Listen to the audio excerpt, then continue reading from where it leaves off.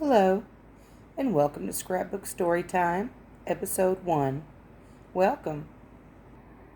It appears this particular scrapbook was produced by the Allegan Scrapbook Company in Allegan, Michigan, and was priced at 79 cents. Let's take a walk down memory lane, shall we? This is a book that I inherited from my mother.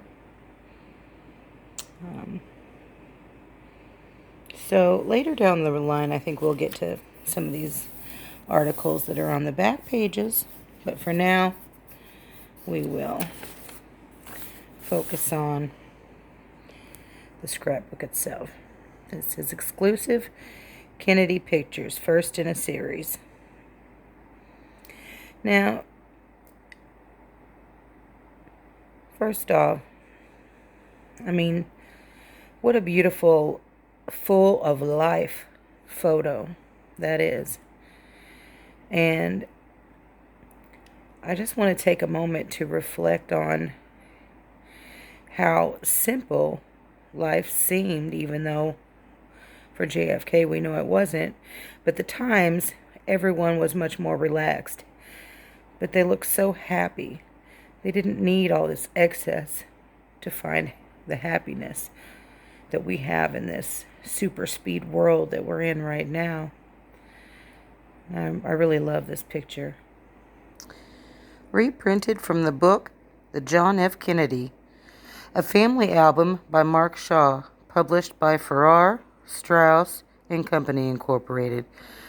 Copyright 1959, 1960, 61, 62, 1963, 1964 by Mark Shaw. The Golden Days at Hyannisport. Typically, writes Mark Shaw, a distinguished photographer who was a close friend of the John F. Kennedys, the family was always together, conscious of outdoor life, the beach and the air. He was speaking of the precious days during the Kennedy presidential years when Mr. Kennedy was able to escape the family home at Hyannisport, Massachusetts.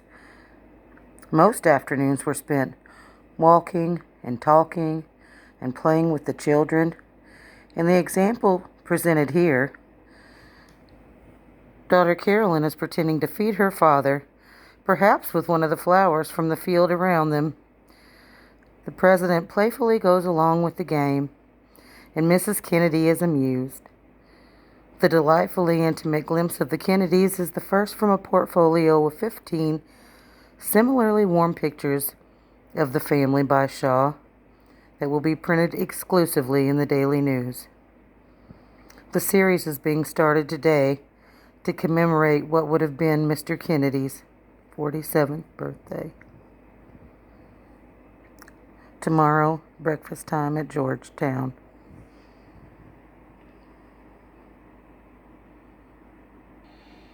Okay, what do we have here? Page 2.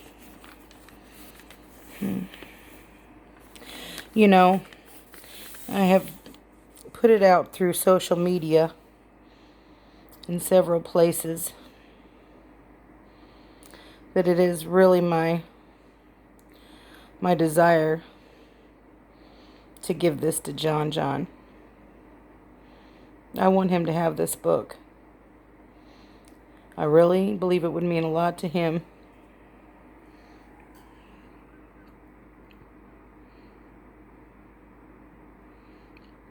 Art. I know there's a lot of controversy regarding whether he really is alive or not. But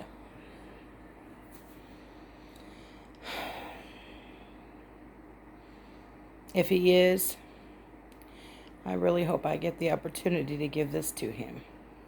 So, let's read what it says.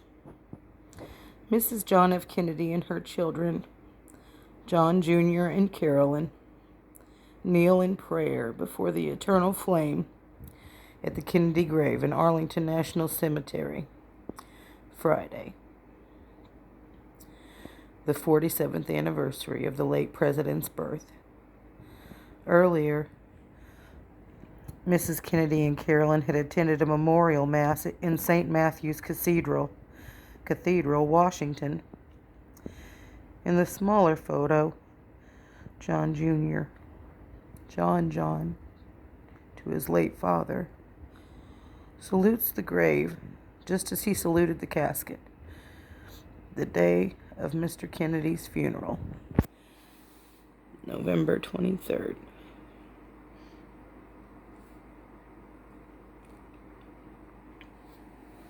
You know,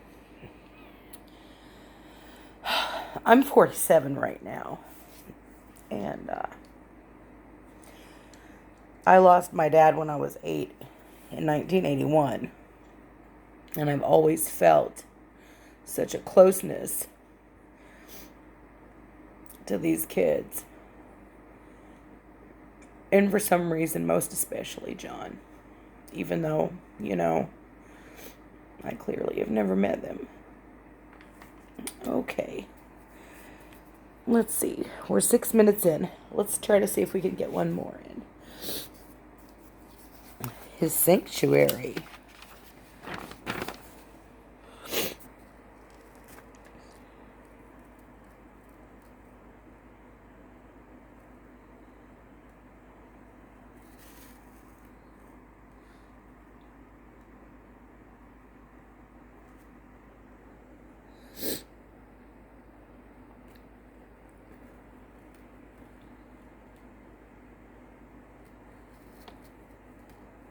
Scanning for anything that we may feel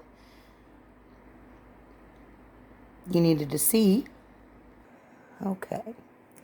Let's see. This says, reprinted from the book The John F. Kennedys, a Family Album by Mark Shaw. Okay. The Kennedy album, fourth of a series. It had been a difficult day in the office of the president on the first floor of the White House. This was the time of the invasion at the Bay of Pigs, and the news was bad. But Mr. Kennedy brought none of this to the top floor, Mark Shaw wrote in his book. The John F. Kennedys, a Family Album. Shaw, a photographer friend of the Kennedys, had been waiting in the residential quarters of the building to take what was to have been an official White House picture of the president and his wife. Before posing, Mr. Kennedy had lunch, a sandwich and fruit on a small tray, Shaw recalls. He said nothing about the events of the day. However, later when the picture was shown to him, Mr. Kennedy rejected it for official use. I looked too serious, he said. Shaw includes it in a portfolio of 15 intimate glimpses of the Kennedys, in happy moments as well as somber, being printed exclusively in the Daily News. This picture is the fourth. Tomorrow, 2 pictures. Coach Kennedy, athletic director, and campaign pressure point.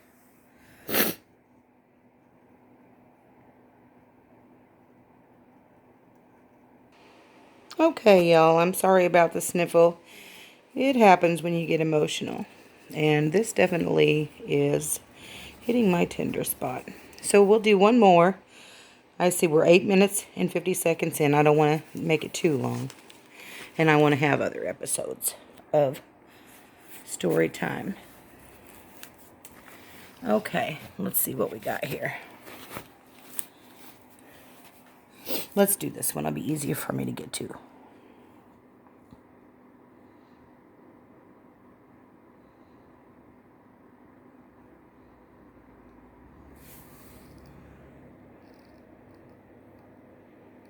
I'm not sure who made this exactly. It could have been my grandmother. It could have been my mother. It could have been my aunt. My grandmother ran a second-hand store whenever I was a little girl. So this could be something that she picked up at a yard sale for a nickel and was going to sell for a quarter that never sold. All I know is my mother gave it to me in a giant crate of family photos. I imagine she probably didn't know it was in there. I don't think I would have got my hands on it. Anyway, that's a story for another day. Calm in the Crucible. The critical step for John Fitzgerald Kennedy in the months leading up to the 1960 Democratic Convention was the primary election in West Virginia. His opponent was Senator Hubert Humphrey, and the big question, vital for the convention delegates, was whether a Catholic would win an election in a state that was 95% Protestant. The juncture of the campaign at which this picture was taken by Mark Shaw is described by him as a real pressure point. The place was Wheeling, and the people with Mr. Kennedy and his wife were Kennedy campaign workers. It was an oppressive 100-degree day, uncomfortable as could be, a blur of heat, Shaw says. However, Mr. Kennedy sits unruffled, perhaps mulling over the race. The spirit of the group is one of good humor. When the votes were in West Virginia, Mr. Kennedy had defeated Humphrey with 60% of the vote. 2 months later, he was nominated by his party for the presidency. This picture and the one above are the fifth and sixth in a series of intimate glimpses of the Kennedy family by Shaw, being printed exclusively in the Daily News. Tomorrow, when time seemed not of the essence.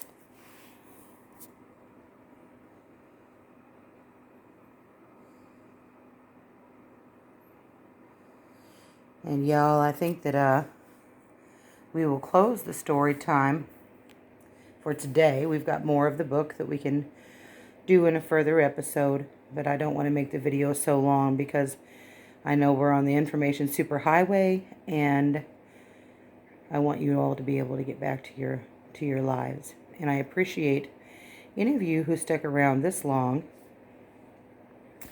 to listen to the stories. And I would like to finish with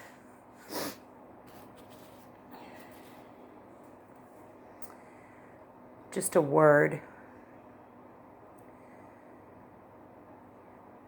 that when I look at these pictures and read these stories, and it really reminds me of a simpler life. I remember, I'm 47, I remember I got to see the tail end of just how beautiful simple is. And I implore you all to just continue to pray and pray for our president, pray for each other, pray for strength within our own selves to overcome any obstacle that would hold us back from being who we need to be when the time comes that we need to be that person. God bless you all, and I will see you in episode 2 of